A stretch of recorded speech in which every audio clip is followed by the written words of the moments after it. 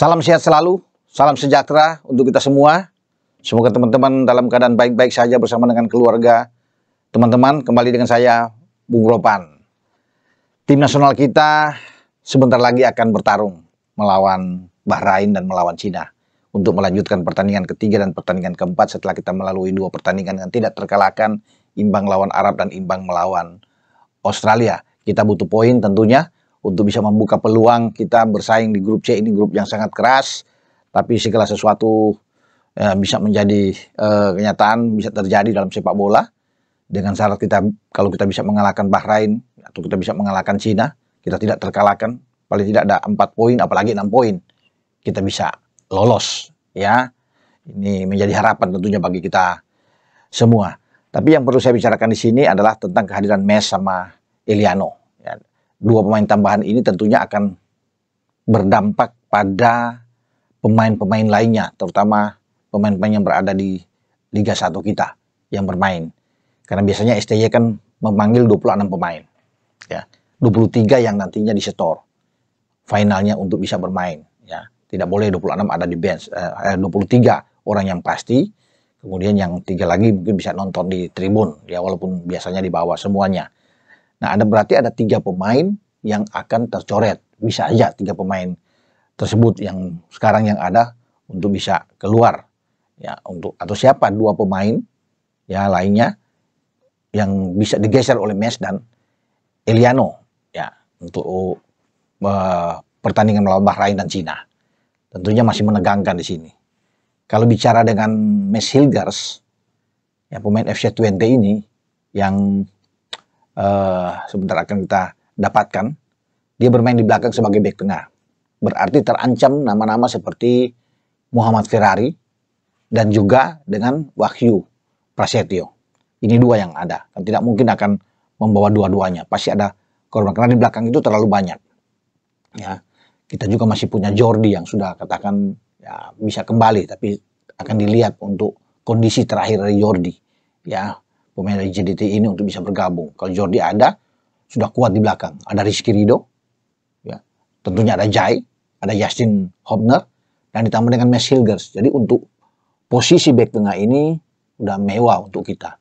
Makanya dengan 2 nama yang saya sebut tadi, Wahyu dan juga dengan Muhammad Ferrari, ini terancam. Bisa-bisa dua-duanya bisa keluar. Ya. Atau satu di tengah yang bisa terdepak juga. Ya. Di tengah itu ada Ricky Kambuaya. Ya.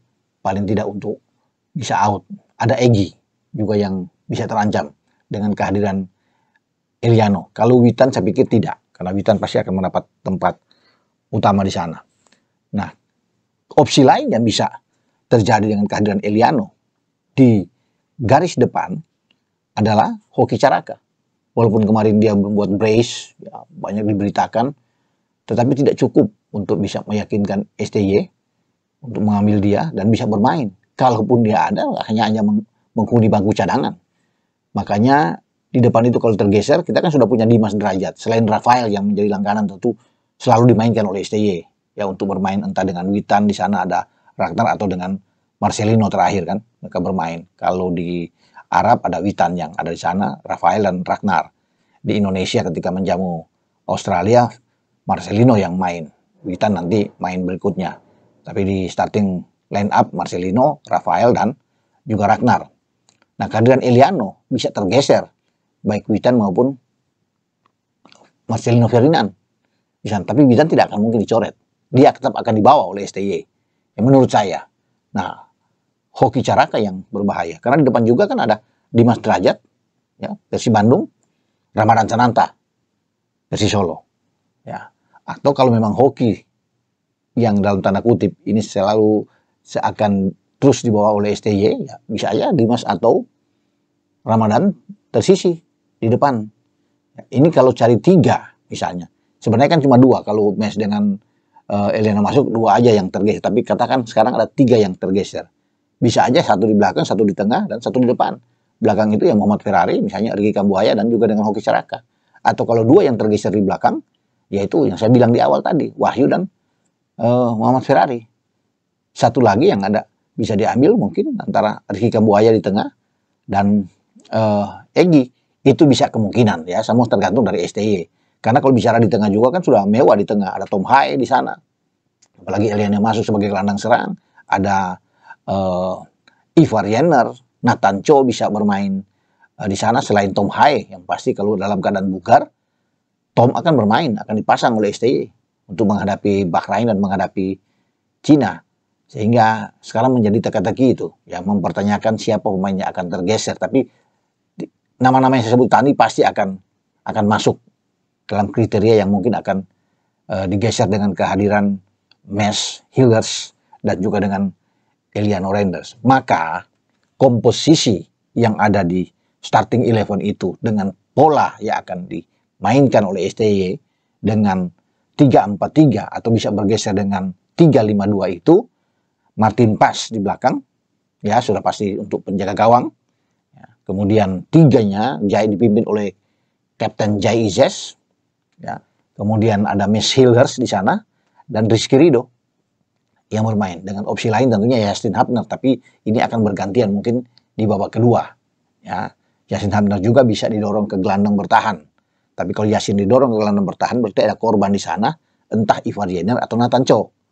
Karena pasti dengan kebugaran Tom, dan saat ini sudah mendapatkan klub bermain di Almere City, di Eredivisie, Tom akan bermain di tengah. Ya, oke, saya bilang tadi kan di belakang itu sudah Ridho, ada Jai dan Mes. Dan di tengah itu, mungkin saja Nathan Cho yang main lebih dulu untuk bersama dengan Tom Hae. Ya, karena kemarin dengan Australia kan Tom masuk di babak kedua di 10 menit terakhir. Yang dimainkan Nathan dan Ivar lebih dulu. Tapi katakan sekarang ini kita butuh gelandang kreatif seperti Tom ada di sana. Dia bisa bermain bertahan dengan sangat bagus, bisa didampingi oleh Nathan Cho. Di kiri ada Verdonk, di kanan ada Sandy Walsh. Atau ketika Sandy Walsh tidak dipasang, Asnawi yang akan ditaruh. Karena Asnawi belum bermain, ya, dia akan ditaruh oleh STY. Ini kemungkinan lain. Ya. Tapi kalau bicara seutuhnya, Verdonk dan Sandy Walsh yang berada di kiri kanan di flank untuk bisa membantu serangan. Di depan sudah pasti Ragnar, Rafael, dan Eliano Reinders. Itu yang menurut saya akan dimainkan melawan Bahrain dalam pola 3-4-3 yang ditawarkan oleh STY. Berarti hanya satu pemain Liga 1 yang ada, yaitu Rizky Ridho yang akan mewakili di sana. Karena bukan tidak mungkin 11-11-nya adalah pemain diaspora yang sudah sekarang menjadi warga negara Indonesia. Ya, kalau Rizky Ridho ditaruh di bangku cadangan, Justin Hubner yang bisa bermain, maka lengkap sudah. 11-11-nya ada di sana dengan opsi lain, mungkin Marcelino Witan masuk di babak kedua, ya Rizky Ridho masuk di babak kedua, itu bisa saja Asnawi bisa masuk, ada pergantian-pergantian pemain yang akan dilakukan oleh STY.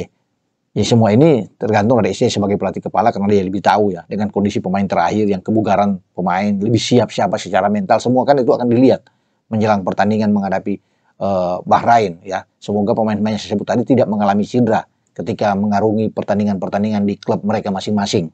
Ya, itu menjadi harapan kita semua. Ya, dan kita terus menunggu perkembangan terakhir dan semoga Mes bisa bermain bersama dengan Eliano karena ini akan menambah kekuatan buat tim kita dengan ketambahan 2 amunisi ini. Walaupun kita semua banyak yang menantikan, ayo dong, lini serang, mana lini serang?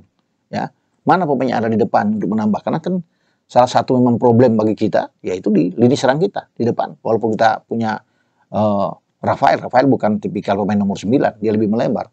Ya. Oleh sudah nggak mungkin, maksudnya alot sekali, banyak pertimbangan, ya kita kesampingan dulu. Ya, walaupun banyak yang menginginkan Oleh pemain dari Utrecht ini, tapi yang tersedia adalah Mauro Silstra, yang sudah siap untuk bisa datang. Ya tergantung dari PSSI sekarang, untuk bisa mengambil langkah-langkah ke depan untuk siapa pemain ada di garis depan. Kalaupun tersedia itu baru bisa bermain di bulan November. Karena yang pasti sekarang yang tersedia adalah Mes dan Eliano. Itu saja, Eliano akan didorong lebih ke depan. Ya, tapi kalau untuk pemain yang benar nomor 9 baru bisa akan bermain ketika kita menjamu Jepang dan menjamu Arab Saudi. Di antara tanggal 15 dan tanggal 19 November. Itu yang ada. Ya, kalaupun ada nama besar yang akan masuk, itu pun seperti kata Bang Arya, salah satu exco PSSI, ke depan itu akan tersedia di November. Karena mungkin baru diproses di Oktober. Nah, kita akan bicara soal itu nantinya pada next video saya untuk pemain-pemain siapa yang akan datang. Oke, dengan saya Bung Ropan berbicara tentang pergeseran-pergeseran pemain ketika Mes dan Eliano tersedia, siapa yang akan keluar. yang akan dicoret STY, semua ada kebijakan STY, tapi itu tadi yang saya katakan, tidak akan berbeda jauh. Ya, oke, teman-teman semua, jangan lupa Anda pantengin dan terus upload dengan channel YouTube baru Bung Ropan. Manyala. Ciao.